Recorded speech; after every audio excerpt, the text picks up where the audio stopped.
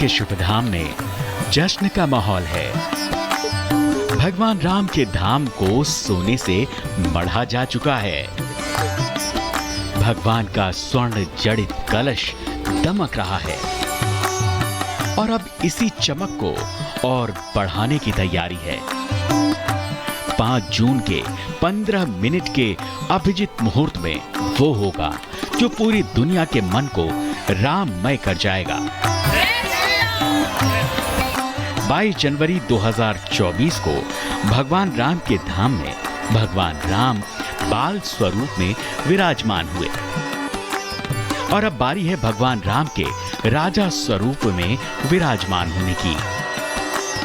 जिस दिन धरती पर मां गंगा का अवतरण हुआ था, अब उसी दिन पर भगवान राम राजा स्वरूप में विराजमान किए जाएंगे।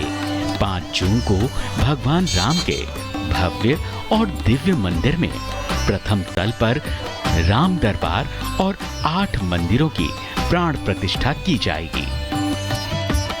ईशान कोण में शिवलिंग, अग्नि कोण में गणपति, दक्षिण भुज में हनुमान, नैऋत्य कोण में सूर्य, वायव्य कोण में मां भगवती, उत्तरी भुज के मध्य में अन्नपूर्णा, दक्षिण पश्चिम कोट में शेषावतार के मंदिर श्रद्धालुओं को देखने को मिलेंगे, जहां वो अपनी मनोकामना के साथ दर्शन पूजन कर सकेंगे। 5 जून को 101 वैदिक आचार्य एक साथ 8 मंदिरों में देव विग्रह की एक साथ प्राण प्रतिष्ठा करेंगे। लेकिन उससे पहले ही अयोध्या में राम नाम की गूंज आकाश तक पहुंच रही है। की तारीख को 6:30 बजे से धार्मिक अनुष्ठान का दौर सुबह से ही आनी शुरू हो जाएगा और 5 जून गंगा दशहरा भी पड़ रहा है। गंगा दशहरा के दिन राम मंदिर में प्रथम तल में राम दरबार की स्थापना की जाएगी, तो परकोटे में जो अन्य मंदिरों में स्थापना है वो भी की जाएगी। इसके अलावा एक ये भव्य कार्यक्रम होने वाला है क्योंकि मुख्यमंत्री योगी आदित्यनाथ का जन्म दिवस भी 5 तारीख को ही पड़ने वाला है। ऐसे में अयोध्या में ही उनका जो जन्म दिवस है वो भी मनाया जाएगा, जन्मोत्सव मनाया जाएगा और एक बार फिर से राम की नगरी अयोध्या में वही भव्य नजारा दिखने वाला है। 2 जून से 5 जून तक हर दिन अयोध्या में त्योहार और उत्सव मनाया जा रहा है। 2 जून को सरयू जल कलश यात्रा, 3 जून को प्राण प्रतिष्ठा के लिए पूजन, 4 जून को प्राण प्रतिष्ठा का अनुष्ठान, 5 जून को प्राण प्रतिष्ठा और उसके बाद 6 जून को ये सभी मंदिर प्रथम तल के श्रद्धालुओं के लिए खोल दिए जाएंगे। अब अयोध्या प्रशासन ने 14 कोसी यात्रा पर पड़ने वाली सभी मांस की दुकानों पर भी प्रतिबंध लगा दिया है। दुनिया को मिली नई मिस वर्ल्ड थाईलैंड की ओपल सुचाता ने भी राम मंदिर जाने की उत्सुकता दिखाई है। 5 जून के इस ऐतिहासिक आध्यात्मिक अवसर पर योगी आदित्यनाथ खुद मौजूद रहेंगे। ऐसे में गंगा दशहरा के संयोग में प्राण प्रतिष्ठा का ये योग देखना अति शुभ होगा। Bureau report, Republic Bharat. और मीनाक्षी जुड़ रही है हमारे साथ अयोध्या से। मीनाक्षी, 5 जून को तो सबसे बड़ा कार्यक्रम होने वाला है, लेकिन उसके पहले भी कलश यात्रा निकाली जा रही है। आप चूंकि वहां पे मौजूद है, तो वहां पे क्या माहौल है और क्या तैयारी खास 5 जून को लेकर? बिल्कुल 5 जून की जो स्थापना है उसकी शुरुआत आज से यानी 2 तारीख से ही हो रही है। अनामिका, सबसे पहले मैं आपको तस्वीर दिखाती हूँ। ये वही सरयू घाट है जहाँ पर आरती होती है और इसी सरयू घाट से कलश यात्रा की शुरुआत होने वाली है। जो वक्त है वो 4:30 बजे का है। 4:30 बजे के पहले यहाँ पर धार्मिक अनुष्ठान किए जाएंगे।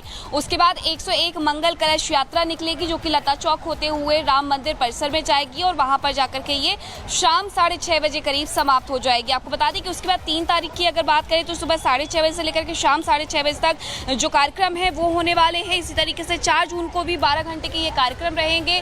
5 जून को अभिजीत मुहूर्त में जाकर के स्थापना कर दी जाएगी। लेकिन अभी थोड़ा सा इंतजार तस्वीरों के लिए करना पड़ेगा क्योंकि आज फिर से अयोध्या में वो तस्वीरें देखने को मिलेंगी कलश यात्रा की, जैसे कि हमने राम मंदिर के वक्त में देखी थी। तो एक बार फिर से उन्हीं तस्वीरों को देखने के लिए यहाँ पर अयोध्या में लोग भी जगह जगह से पहुंच रहे हैं। कई सारे ऐसे लोग हैं जिनका कहना है कि 5 तारीख को जो मंदिर में स्थापना होने वाली है उसको देखने के लिए वो लोग आए हुए हैं। दूसरी तरफ मंदिर ट्रस्ट की तरफ से भी लोगों से अपील की गई है कि ज़्यादा से ज़्यादा संख्या में राम मंदिर पहुंचे और वहां पर आकर के वो शामिल हों जो मंदिर स्थापना होने वाली है और जो ईश्वर की स्थापना होने वाली है। देखिए, ये बेहद खास इसलिए भी हो जाता है क्योंकि ये दूसरा बड़ा प्राण प्रतिष्ठा का कार्यक्रम होने वाला है। उसके पहले आपको याद होगा 2024 की 22 जनवरी की वो तस्वीर है जब प्रभु श्री राम बाल स्वरूप में वहां पर पधारे थे, वहां पर उनकी स्थापना हुई थी। लेकिन अब प्रथम तल पर राम दरबार के रूप में स्थापना होने वाली है, यानी कि राजा राम के रूप में प्रभु श्री राम वहां पर विराजने वाले हैं। लेकिन कलश यात्रा जो निकलेगी उसे लेकर के सनातनियों में सबसे पहले यही भाव होता है कि वो एक तरीके से निमंत्रण होता है, आमंत्रण होता है प्रभु को, और इसीलिए वो कलश यात्रा निकाली जाती है ताकि जो कार्य है वो शुभ हो सके। और इसी को ध्यान में रखते हुए जो हमारी सनातनी संस्कृति है उसी के लिहाज से आज जो ये कलश यात्रा है वो निकाली जानी है। महंत नृत्य गोपाल दास भी यहाँ पर आ सकते हैं, ऐसे बताया गया है।